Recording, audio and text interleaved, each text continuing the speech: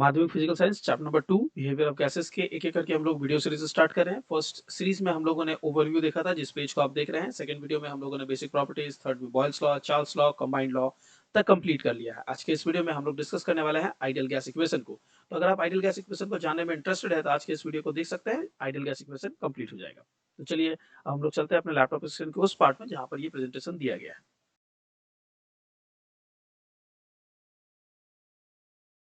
तो बच्चों जैसे मैंने आपको अभी बताया behaviour of gases in bulk. Okay, इस सेक्शन में आइडियल गैस इक्वेशन आज का ये हमारा टॉपिक होने वाला है। आइडियल गैस इक्वेशन के बारे में जो इंपॉर्टेंट चीज है वो मैंने यहाँ पर ऑलरेडी नोट डाउन कर दिया, लेकिन उससे पहले मैं आप लोगों को समझाता हूँ कि आइडियल गैस इक्वेशन कहाँ से है। तो पिछले क्लास आप लोगों को आई होप कि याद होगा जहाँ पर हम लोगों ने डिस्कस किया था बॉयल्स लॉ और चार्ल्स लॉ का कंबाइंड फॉर्म, और हमारे पास जो फॉर्म आया था वो आया था PV is equals to RT, या आप लोग कह सकते हैं PV is equals to a constant multiplied by T. आज की इस वीडियो में दोबारा हम लोग उसी चीजों को इंक्लूड करते हुए चलेंगे। तो हम लोगों ने बॉयल्स लॉ में पढ़ा था V is proportional to 1 by P, यानी कि inversely proportional. And Charles law में पढ़ा था V is proportional to T। और जब हम लोगों ने इन दोनों को कंबाइन करके देखा तो हमारे पास आया था V is proportional to T by P। हम लोगों ने प्रोपोर्शनलिटी के लिए प्रोपोर्शनलिटी कांस्टेंट इंट्रोड्यूस किया था एज K, जिसे बाद में नाम दे दिया गया R।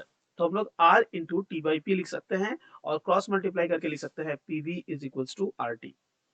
अब आप बोलेंगे कि सर ये चीज तो हम लोगों ने पिछले क्लास में भी कर लिया, तो सो बेसिक डिफरेंस क्या है आइडियल गैस इक्वेशन में और पिछला वाला जो हमारा कंबाइंड फॉर्म था। तो देखिए पिछले वाले कंबाइंड फॉर्म के साथ अगर आप पूछे तो अगर आप लोगों ने ये फॉर्म देखा था PV is equal to constant into T. अब फॉर्म में क्या डिफरेंसेस आ रहे हैं, उस कांस्टेंट को कैलकुलेट करके जो वैल्यू निकाला गया था कि वो आर होगा, जिसे यूनिवर्सल गैस कांस्टेंट नाम दिया गया। जब इस आर को सब्स्टिट्यूट करके आप इक्वेशन को लिखते हैं PV is equal to RT वाले फॉर्म में, तो ये हमारा आइडियल गैस इक्वेशन बनता है। और अगर आप इस पीवी इज टू केटी को यूटिलाइज करके इस तरह का फॉर्म बनाते हैं PV by T is equals to constant, जिससे हम लोग फाइनली ये डिराइव करते थे कि P one V one by T one is equals to P two V two by T two. तो ये हमारा बनता था वो कंबाइंड फॉर्म। तो कंबाइंड फॉर्म में बेसिकली हम लोग इस तरह के फॉर्म को डील करते हैं जो हमारे न्यूमेरिकल सॉल्यूशन में काम में आता है। लेकिन जब आप इसको पीवी इज टू आरटी वाले फॉर्म में लिखते हैं तो वो हमारा आइडियल गैस इक्वेशन बनता है। ये बात आप लोगों को याद होगी, पीवी इज टू आरटी में एक मोल ऑफ गैस की बात की गई है। यहाँ पर जो बात की गई है वो है एक मोल ऑफ गैस। और यही अगर मैं नंबर ऑफ मोल जो ऑफ गैस है उसे एन कर लूं, कि अगर मैं n mole of gas use कर रहा हूँ, n mole of gas use कर रहा हूँ, तो इस कंडीशन में ये इक्वेशन हमारा स्टैंड करेगा PV is equals to nRT. ठीक है, ये बहुत इंपॉर्टेंट है, बहुत बेसिक पार्ट है। इसमें बहुत सारे बच्चे गलती करते हैं। जब उनसे पूछा जाता है कि ये एन क्या है बताइए तो वो नहीं बता पाते। एन है नंबर ऑफ मोल्स। एन क्या है? Number of moles. चलिए एक करके इसमें सारे टर्म्स को देखते हैं। पी आई होप सबको पता होगा कि यह है प्रेशर। V सबको पता होगा वॉल्यूम ऑफ द गैस।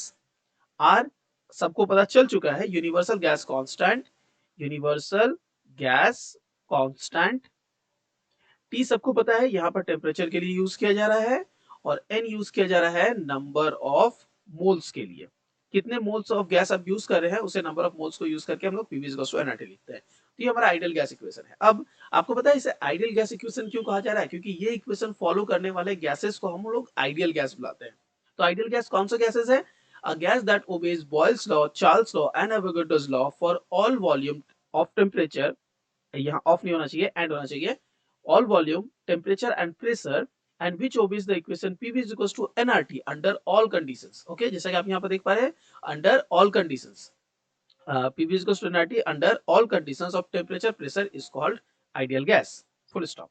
तो क्या पता चला, आइडियल गैस उन गैसेस को कहते हैं जो PV is equals to nRT को फॉलो करते हैं। साथ ही साथ आइडियल गैस उसे कहते हैं जो बॉयल्स लॉ, चार्ल्स लॉ और एवोगाड्रोस लॉ, ठीक है, इन तीनों को मिलाकर ही हमारा PV is equals to nRT बना है। यहाँ पर एन जो नंबर ऑफ मोल्स होती है वो हमारे एवोगाड्रोस लॉ में आती है।